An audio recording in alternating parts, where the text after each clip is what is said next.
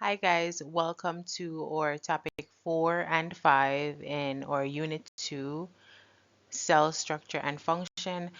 For this topic, we're going to be going over the structure of the plasma membrane and how that leads to membrane permeability. All right, so we're going to start off with the structure of the cell membrane or the plasma membrane. So you guys can just pause the video here and then you can attempt to label this structure right here. So this is an example of a type of lipid and this is a phospholipid. Can you label all the parts A to D? And I hope you pause the video and here are the structures of the phospholipid. So the cell membrane is made up of phospholipids, which is a type of lipid that is unique in the sense that it is amphipathic because there is a region that interacts with water and there is a region that does not interact with water. So here we have this entire region right here, which is our hydrophilic head that interacts with water. And then we have our fatty acid tails that are hydrophobic. And this is what gives the cell membrane or the phospholipid the amphipathic properties because there is a region, the head region, that interacts with water, and there's a tail region that does not interact with water. So you should know that this group right here, so A is our phosphate group, B is our glycerol group, and together that makes the hydrophilic head, and then we have D, which is our hydrophilic tail, and the phosphate or the phospholipid, sorry, is made up of two fatty acid tails. So this slide is just to re-emphasize some of the things I said in the previous slide. So the cell membrane is responsible for separating the internal environment from the external environment. So it protects the cell by keeping stuff out. So whatever is on the outside stays on the outside, and whatever is on the inside of the cell pretty much stays on the inside of the cell. However, the cell membrane is semi-permeable, so it does allow some things to permeate or it allows some things to pass through. What is the cell membrane made up of? It's primarily made up of phospholipids, as we explained in the other slide, and also there are other proteins that are embedded in the structure of the cell membrane. Always remember that the phospholipid is amphipathic, which means that there is a region that interacts with water and there's a region that does not interact with water. The plasma membrane can be described as being selectively permeable, which means that it allows or it chooses or it selects for some substances to cross while other substances are not allowed to cross the cell membrane. The cell membrane has a hydrophilic region and a hydrophobic region. I'm not going to spend too much time on this because we already discussed this in previous slides. The key thing from this slide is to know how the bilayer is oriented in a way that the heads are always going to be facing the outside because the heads are polar and they interact with water, while the tails are always going to be tucked in the middle. So these fatty acid tails are always going to be, in essence, hiding away from water because these guys are not attracted to water and therefore they do not interact with water. So always remember the orientation of this bilayer. The plasma membrane is oftentimes described as a fluid mosaic model. It's very important for us to be able to describe or to determine how does it achieve these two properties. So why is it fluid or how is it fluid? What makes it fluid? And also what is it about the cell membrane that earns the description of a mosaic model? So the fluidity of the cell membrane is as a result of the fatty acid regions. So within this region, if you guys can see my pointer moving right here, it is possible for this region of the cell membrane to be completely fluid, in which it is almost like in a liquid state and it's moving. So I want you guys to think of like fatty acids and how fatty acids can change depending on the temperature.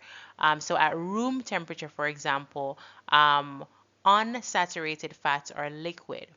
So in this region right here, it is possible, depending on the temperature of the environment of the cell membrane, that this entire region is more like an oil. So it's more in a liquid form. And this is as a result of the fatty acids. So two factors here, the structure is made up of fatty acids, and also the temperature that the cell membrane is exposed to is what allows it to be fluid. So that is what allows for the fluidity. So temperature can affect the fluidity of the cell membrane. And I want you guys to recall from one of our previous lectures when we talked about types of fats, and we spoke about unsaturated fats versus saturated fats. What is it that makes fatty acids saturated versus what is it that makes fatty acids unsaturated? And how do those types of fat, what properties do they have at room temperature? And I don't want to spend too much time on that. If you guys are confused about that, please review the other lecture. All right, so here we have the fatty acid tails. Wherever it's bent or wherever there's a kink, that is suggesting that that is as a result of carbon double bonded to carbon. And if carbon is double bonded to carbon anywhere along that hydrocarbon chain, it means that that type of fatty acid is an unsaturated fat. And unsaturated fats tend to be liquid at room temperature.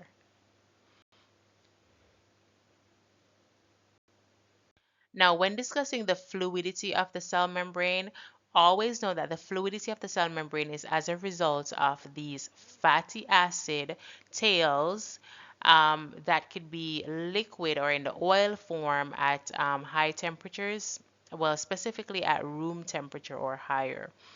Now, cholesterol plays a key role in maintaining the fluidity of the cell membrane. So I want you guys to look at my cursor right here. So I'm showing you a structure of cholesterol. So here we have cholesterol. And if you notice, cholesterol is pretty much hanging out among these fatty acid tails. So it's not peeking out among the hydrophilic heads, but it's among the fatty acid tails. And that should tell us something about cholesterol. If cholesterol is able to exist within this region right here, and it's not poking out up here, meaning that it's not interacting with water and it is among the fatty acid, then this should tell us that cholesterol itself is nonpolar.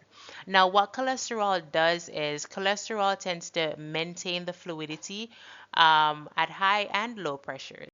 So whenever the temperature, did I say pressure? I'm sorry, I meant to say temperature. Whenever the temperature is high, the fatty acid regions tends to be very liquid, and if it's liquid, it's going to be moving around a lot, right?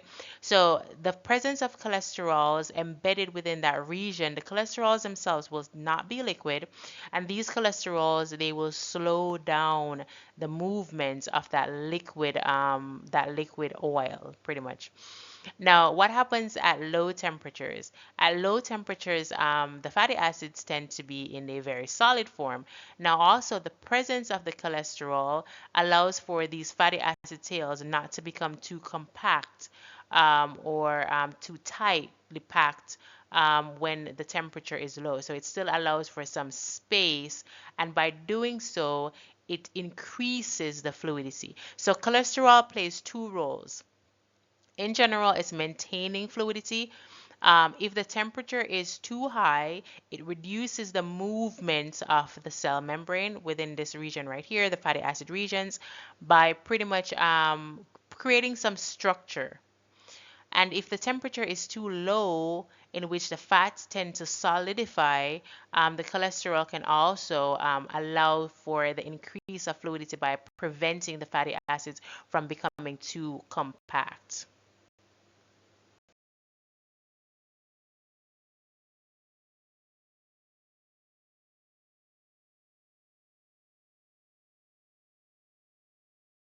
All right, so we've discussed in the previous slide the reason why the cell membrane is described as fluid. Now we're going to be discussing why the cell membrane is described as a mosaic model.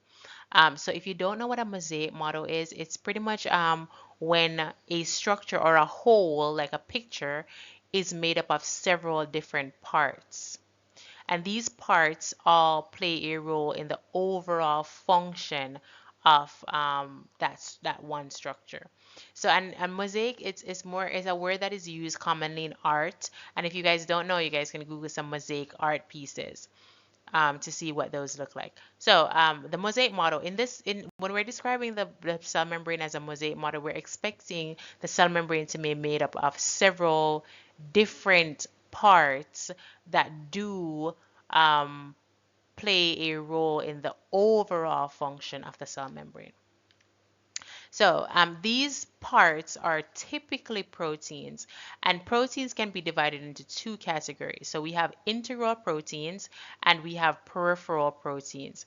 The integral proteins are the ones that are embedded along the entire region of the cell membrane. So they're going to be running from bilayer to bilayer. So they're going to be running from layer 1 if we were to number them to layer 2. And remember the cell membrane is a bilayer. So these integral proteins, they're pretty much on both sides of the cell membrane. So they're going to be they're running from the outside of the cell to the inside of the cell. And these are integral proteins. So think of integral proteins as being completely integrated into the structure of the cell membrane.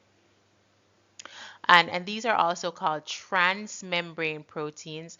And these guys, these integral proteins, I'm using my cursor to show you an integral protein. So all the ones that are running from the inside all the way to the other side. From one side of the bilayer all the way to the other side of the bilayer, those are integral proteins. Because these guys are on both sides. So they're among the hydrophilic heads and the hydrophobic tails. These guys are also amphipathic. And if you don't recall what that word means, skip back to the previous slide and you should know what amphipathic means. All right, so those are integral proteins. So now let's talk about another category of protein, which are peripheral proteins. Now, peripheral proteins are going to be on either side. So they're not going to be running from one side to the other, but instead they're just going to be on one side. So I'm going to use my cursor and I'm going to show you some of these peripheral proteins. So here we have peripheral protein, and pretty much any protein that is just on one side, those are peripheral protein. So they're not completely embedded in the bilayer, but instead they're just pretty much on the surface of the cell membrane. All right, so those were proteins that we discussed on a previous slide. Now, other parts of the cell membrane that contribute to the mosaic model are membrane carbohydrates. So, as the name suggests, these are carbohydrates, are sugars that are embedded in the cell membrane. But these carbohydrates are unique in the sense that they're usually like carbohydrates with other subunits, so other biomolecule subunits that are added to these. So these guys in general, the membrane carbohydrates are used for cell-to-cell recognition. So they're almost like ID tags in order for a cell to recognize another cell. And they play a key role in cell signaling.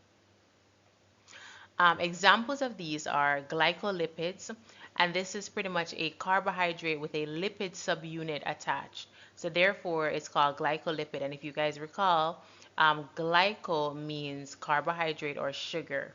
So glycolipids is a sugar with a lipid subunit attached. And then we have glycoproteins. And again, glyco, sugar, and proteins, we all know what proteins are. So this is a carbohydrate with a protein subunit that are added. And glycolipids are very common. They're the most common membrane carbohydrates. So they're pretty abundant. And this is pretty much. All right, so here's an FRQ question where we either already went over this in class or we're going to go over this in class. So this is for your practice. I want you guys to just read this. I don't want to spend too much time recording this part of the slides. So I want you to go ahead and read this question and pause and attempt to answer the question while I move on to something else. Okay, so we're almost done with topic 4 and topic 5. So we just need to talk about plant cells for a little bit. So plant cells are pretty unique in the sense that there are structures that plant cells have that animal cells do not have. Okay, so as you already know, what are some of these structures that are unique to plant cells? Plant cells have cell wall, and cell wall serves as additional protection for the plasma membrane. So it covers the plasma membrane and it serves as additional protection for the cell, and it helps to regulate the amount of water that the cell can take in. So the extracellular structure not found in animal cells is cell wall. And cell wall is made up of, if you guys recall from our previous topic, our previous unit, cell wall is made up of a very tough, rigid structure, a very complex carbohydrate called cellulose.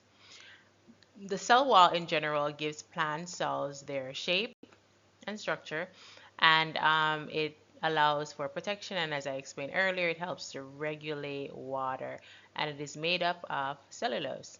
It is thicker and much stronger, a lot more rigid than the plasma membrane. The cell wall contains plasmodesmata, and we did discuss this in the previous slides for this unit.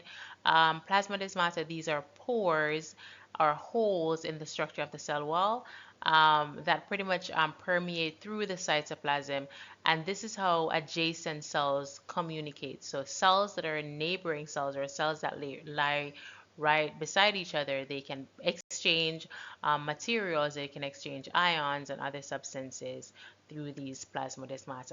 And this is it for topic 4 and 5 in our unit 2. See you in the next presentation.